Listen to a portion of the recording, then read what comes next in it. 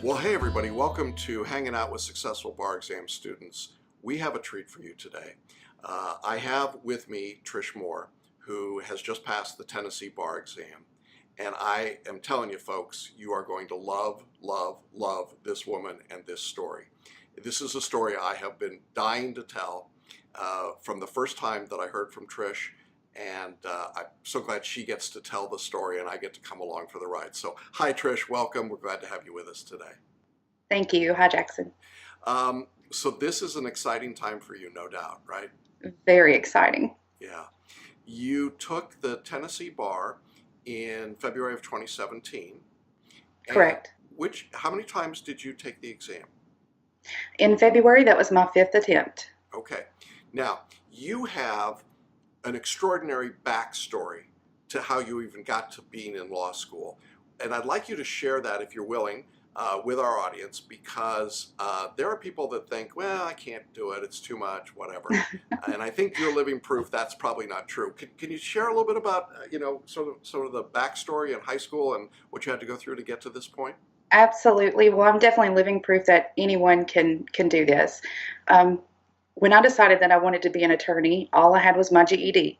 I had dropped out of high school in the 9th grade and was always very good in school, loved school, but life just happens and you make bad decisions. So I quit school, I got my GED, and then kind of flip-flopped back and forth for a while. Went to community college and didn't really have a direction. Then I started working in probation and I loved it. And I thought, well, wow, this is really, I've kind of found my calling. And that was back in the late 90s. And then I began working for an attorney in 2001. And that really confirmed this is really where I want to be, what I want to do. So I signed up for community college to get my associate's degree in 2002. And I worked toward that. And I began law school in August of 2005 and graduated in 2009. Okay, now when you started law school, you had children. I did, too. Right. And how old were they when you started law school? Oh, my goodness. Well, my youngest child started kindergarten the same week that I started law school. Wow. Yeah. Yeah. Okay, folks. So there's no pressure there. Bye, No kid, pressure. go to kindergarten. I'm off to contracts, first year. And I did work 40 hours a week, too. So you're working, you're a mom, you've got 2 kids. And Correct. I think, and correct me if I'm wrong, one of your children has Asperger's. Is that right? He does. Okay. My youngest. Okay. So that's a challenge all in itself. And Yes. so there's a lot going on in your life. So what was law school like for you with all of those balls juggling in the air? Oh, goodness. It was like a second job or a second and third job. It was difficult. It was a lot of stress. There were many times I think, oh, I can't make it through this. I'm not going to make it this year. But I persevered, and it's just a matter of not giving up, just setting your mind and being determined and not giving up. Okay. And where'd you go to law school? I went to Nashville School of Law in Nashville, Tennessee. Okay. So 3-year program or 4-year program? 4 year. 4 years. So 4 years of law school, which is just like extending the torture for another year. Correct. You get out of law school in what year then? 2009. 2009. And you sit for the bar exam? I do. Okay. And how did you prepare for that first bar exam? Do you remember? Like everyone else in law school for the most part, with Barbary and PMBR and sitting through lectures that didn't really make sense to me, and it was just all very overwhelming. So, yeah. And of course, you've got the finals of law school and Barbary and everything right there crammed all in one. It was just a little much. Yeah, I bet. And so you took the exam and you didn't pass that first try. So what's your mindset at that point after the first try? After the first try, I wasn't too hard on myself because it's like, a lot of people fail the first time around. So I was pretty easy on myself and didn't get too down about it. And I'm just like, okay, I'll just do it again the next time. So again, with my Barbary books in tow, I break them open and get ready to study for the February, that would have been the February 2010 exam. Mm-hmm. And the results in February 2010? Well, I passed all but one of the essay questions and failed it by just 3 points on the MBE. Wow, that hurts, doesn't it? That hurt. Yeah. And I think sometimes people lose sight of the fact that in some ways it's easier to fail by a lot than just by a little, because it's like, oh my gosh, if I had just done this or just done that. But Right. it's still you don't pass. And in Tennessee, you have to pass the whole exam at once. You can't bank a score like you can in some states. So, okay, you've taken the exam twice. Now what? What happens next? Um, that one was a little bit difficult, especially knowing the MBE has always been kind of my Achilles heel. When I took it the first time, Tennessee was under a scaled scoring mechanism where, depending on what you made on the MBE, determined how many essay questions you needed to get right. So had I done better on the MBE the first time, I would have passed because I was only off by one essay question. So the third time, I was still determined, and I took it July of 2010. So that was 3 times in a row. Again, studying with Barbary, PMBR, a little bit more deterred, but at that point, my confidence had been hit pretty significantly by the third try. So honestly, I felt like I walked in there already anticipating to fail on the third exam. Yeah, and that would be pretty common. And were you working full time as well at this point? Yes. Okay, so you've still got 2 kids working full time. Now you're studying for the bar for the third time. Yes. And the results come back from the third time, and you failed again, right?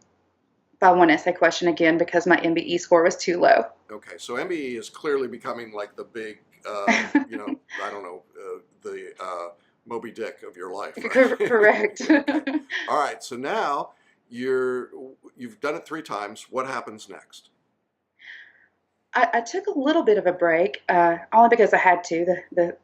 The state of Tennessee makes you take a 1 year. If you fail it 3 times, you have to wait a year. So I still wasn't going to be knocked off course. So I took that year. I studied. I actually ended up quitting my job before the 2011 exam, and I think I did adapt a bar for that one. Yes, I did adapt a bar for that one, along with still using my Barbary books and everything, because they teach you that you can't survive the bar without the Barbary books. So, and that one I don't know what I failed by, but that one was the kicker for me. That one was the one that just absolutely wounded me. And why so? Because I had taken off work, and I really felt better prepared going in. But honestly, I think it was the mental part on the fourth try that was more the problem, because I did feel more prepared. But yeah, it really, that one wounded me. And one of the things that I really appreciate when somebody comes on and does these is that it's being transparent. We're talking about some things that aren't so wonderful, but I know that at that point in your personal life, things weren't going very well either. Is that right? That's correct. Yeah. After the fourth attempt, and the economy had downturned, so I had ended up getting my job kind of back, but then got laid off within a year later. And then within all of that time, my husband of 20 years wanted a divorce. So just a lot of things going on, and that kind of kept me away from the bar for a long period of time. Yeah. So When we first met, you said to me you couldn't even talk about bar review without crying. I could not. Am I accurate about that? You're very accurate. Okay. For probably well over a year, close to 2 years after the fourth failure, if you even said the word bar exam around me, I lost it, because it was just so devastating for me to fail that time. Because for the first time, I walked out there thinking, oh, I actually did it this time, maybe, perhaps, I hope. And taking time off work and just really giving it everything to not pass, and then you walk away from there going, I'm never gonna finish this thing. I'm never gonna pass this exam. Yeah. And I just want to put this all in perspective for folks. You've got 2 children who are now what, 5 years old and 9 years old. Am I getting that right? At my fourth attempt, that would have been in 2011. I would have had an 11-year-old and yes, a 19-year-old. Oh, okay. So my math totally bad. All right. So an 11-year-old and a 19-year-old, one of whom's got Asperger's, and you're a single mom now, right? And you've just gotten laid off from your job. Correct. Can it get any worse?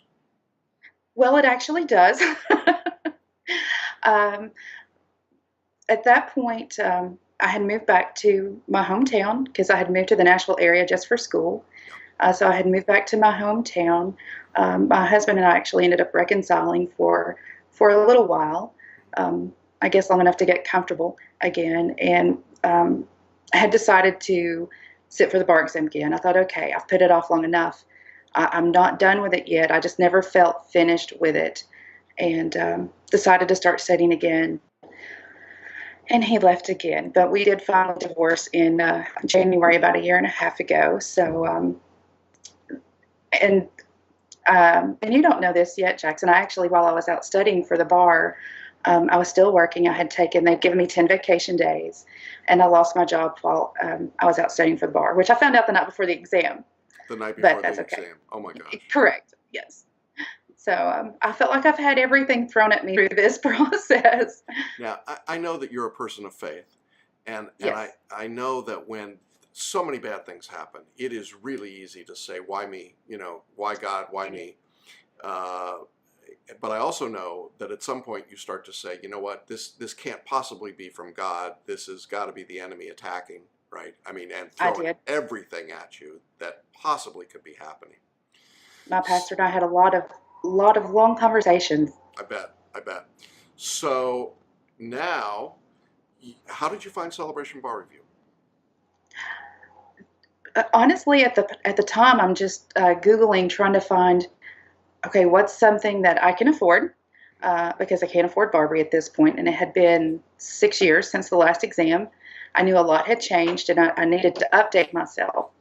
But I knew that I couldn't do Barbary financially or just mentally. Barbary was always very overwhelming for me. Um, it was too much just forced at you, that you're taught to remember and try to regurgitate, and that did not work for me. So literally just doing a Google search and coming across you, and then I found your videos on YouTube from that, and really liked the whole approach that you took to bar prep. It's not just about memorization and being able to spit that back out and put it on paper. It's the mental aspect too. You have to believe in yourself, and I had forgotten that, so I needed that reminder. So you joined our course. Yes. So you followed the course and the way that we had structured it. There was assignments, there was reading, and you did regular reading, and then you went through the lectures and you did the question practice. And then you got sort of knocked off your perch a little bit because there was, I think there was some sort of technical error with your application, wasn't there? Correct. I had signed up for the July 2016 bar exam and thought I was good to go, was ready to roll. And then I get an email about 6 o'clock one evening saying, "We're sorry, but you're unable to sit for the July bar." This was just weeks. I had been studying 4 months, so this was just a few weeks before the bar exam. But Tennessee requires 3 letters of reference for the bar, and apparently one of my 3 letters didn't upload onto their system correctly, so I didn't get to sit for the exam. Okay. But it worked out. It was a blessing in disguise, actually. So now you're sitting for the February 2017 exam. What is it like emotionally for you to be studying for this exam coming into February? Oh goodness, exhausting, mentally exhausting. Um, Still dealing with those questions of, can I handle another failure again? That was really my thing is, can you handle another failure? And that was the hardest part, is preparing myself for that, but using your approach and watching these videos actually of other successful bar students. And I don't remember the gentleman's name, but there was another gentleman from Nashville who had taken it for the 4th time. Yeah, Mark, And his, Bill Hyde. yes, Yeah, Bill Hyde. yes, Bill. That was just very inspiring to me. And I watched that. I'm like, well, if they can do it after all this time, I can do it too. So that did help a lot.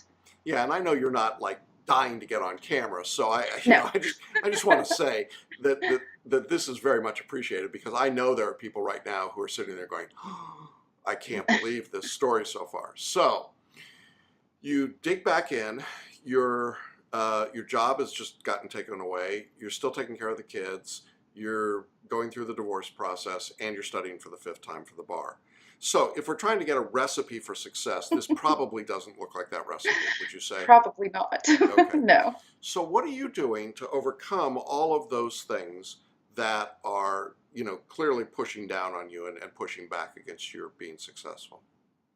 Lots and lots of prayer, and my church family is wonderful. So leaning on them a lot did help. And it was actually fascinating. About a year and a half ago, in part of my personal career, I worked in the realm of addiction recovery, and so I was at a lot of functions related to that. Mm-hmm. And I had a lady approach me who I did not know, um, and said, "Hey, I think I can help you pass the bar exam." And I'm like, "How do you even know about the bar exam? Who are you?" She ended up being a counselor, and so she started working with me, helping with test anxiety, which did help some. So that helped a lot, having that structure, having that support network to with just everything that I was dealing with at the time. Right, right. So it's time for the bar exam. You go to take the test. What's your feeling as you're going into the exam this time? Petrified. Mm-hmm. Absolutely petrified. Tennessee had added the MPT Mm-hmm. as a third element, which I was not familiar with, didn't know anything really about. Um, so that concerned me. They had switched up the format of the test, so everything was different than the last time that I had taken it. So just that it was like taking it for the first time almost all over again because it had just changed so much. Right, right. And when the exam was done, the 2 days of testing, what did it feel like to you? What did you think had happened?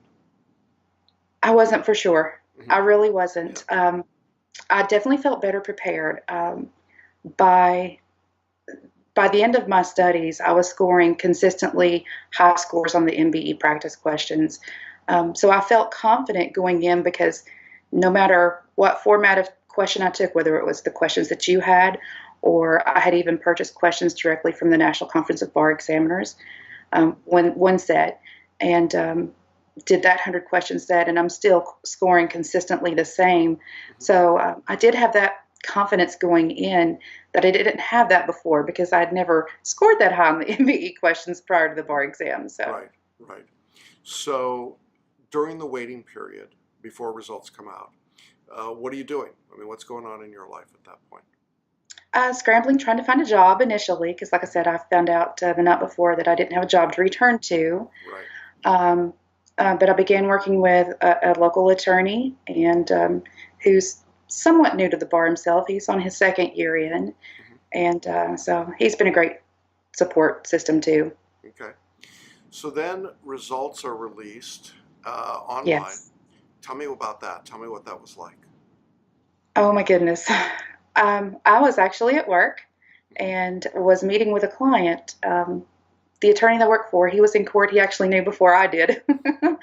So he had texted me, and after I got finished with my appointment, because I wasn't expecting results until later in the afternoon, Mm-hmm. and it just so happened that they came out quite early, actually, around 10 a.m.